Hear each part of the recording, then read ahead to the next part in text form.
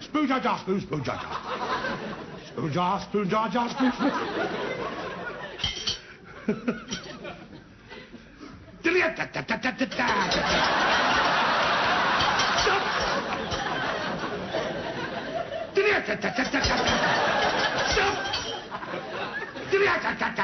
Well, pull it, pull it. I just love Tommy Cooper. I love his approach to magic. Immediately he walks on the stage, you know, you just got this real sense of excitement and you just wanted to laugh straight away. Rose, Rose, I've risen. He made magic very accessible to people because he didn't have that sort of one-upmanship.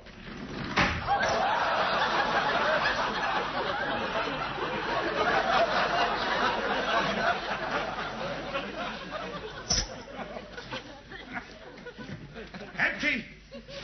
Empty! Empty!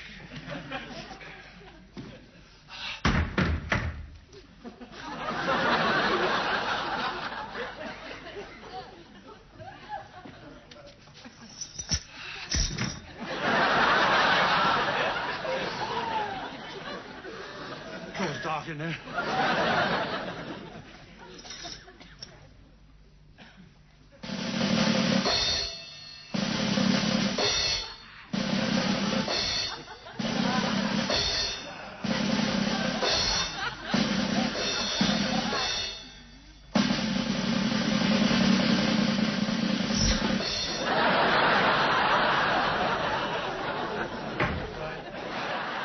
You can use comedy with magic in two different ways.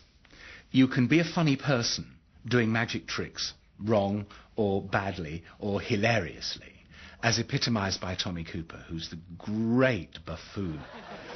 A solid one! Will vanish in front of your very eyes.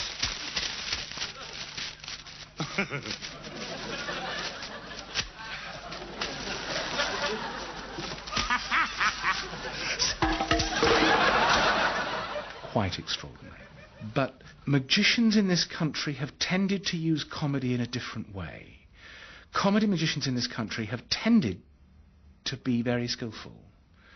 Very good magicians, doing wonderful tricks, but selling them with jokes, with comedy, with one-liners. All those who've seen the trick where you take 5 and you throw away 2 and you still have 1, 2, 3, 4, 5, say aye. Aye. For all those who haven't seen the trick where you throw away 2 and you still have 1, 2, 3, 4, 5, say aye. Aye. All those who couldn't care less will throw away 2 and still have 1, 2, 3, 4, 5, say aye. I can always tell whether it's going to be a good night or a bad night.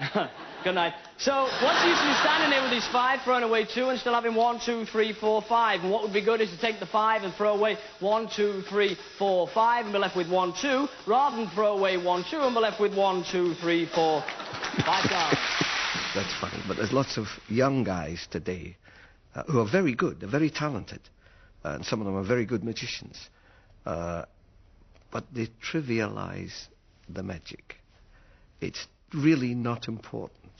It's like it doesn't matter, and they don't care too much, as long as they get their laugh. But for my money, David Nixon was probably the best stand-up talking act we've ever had, because the tricks were important. Try it on the kids during the summer holidays. If you haven't got any kids, it's too late for the summer holidays, but it's a good trick. Now, you know the idea. You cut the rope and you make 2 pieces, and then you knot them together like this, and you pull the knot tight, and then you take the scissors and you trim the knot like this. I expect you've seen it done many times. And then you take the 2 pieces of rope with the knot in the middle, you run your hand down, and they're all joined up again. David Nixon was a charming, personable, delightful person to have on your screen, first and foremost. He could have done anything, you know. David Nixon said, pass the mustard, and everybody was interested. He was just entertaining. You don't have to have conjurer's rope. You can have a bit of string or a bit of wool, a bit of wire.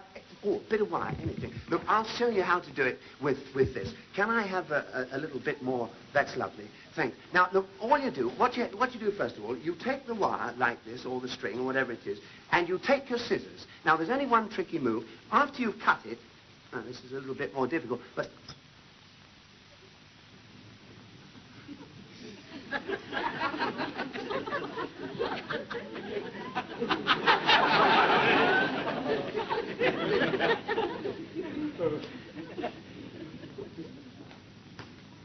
course, it's all joined up again.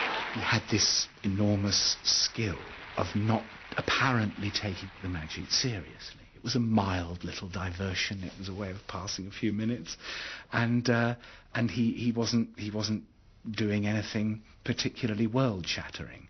And because he was like that, he was that much more entertaining. He would have someone take a card, but it was him that we were watching.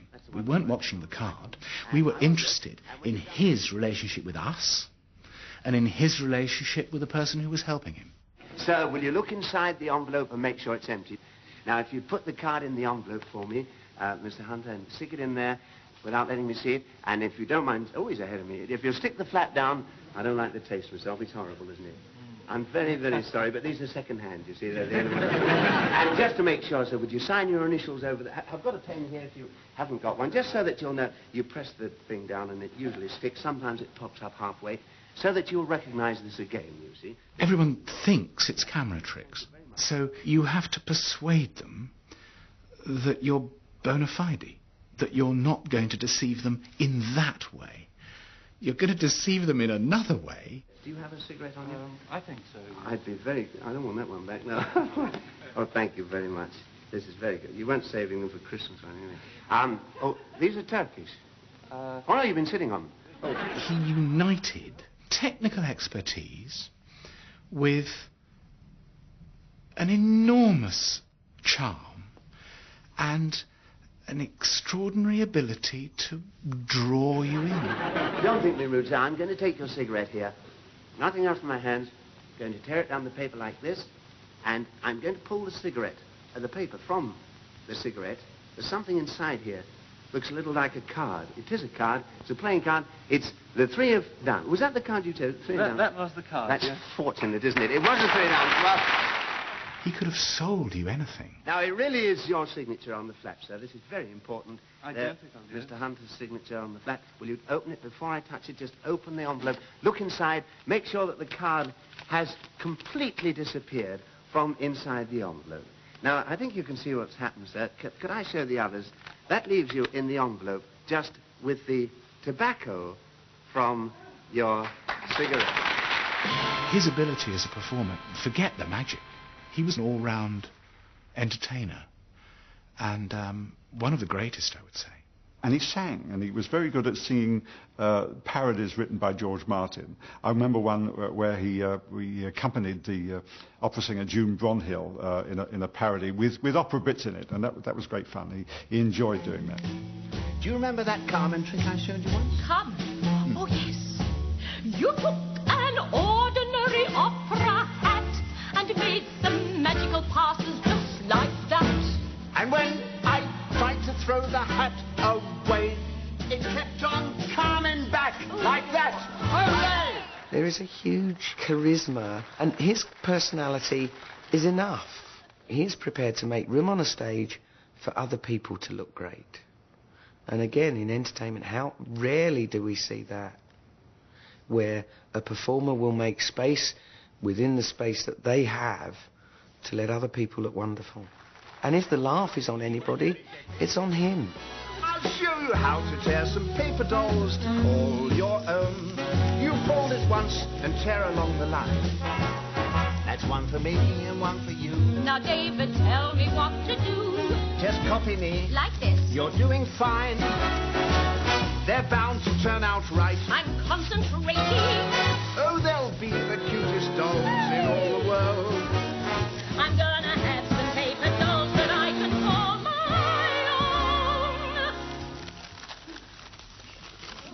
own. I'd rather have a line of real live girls.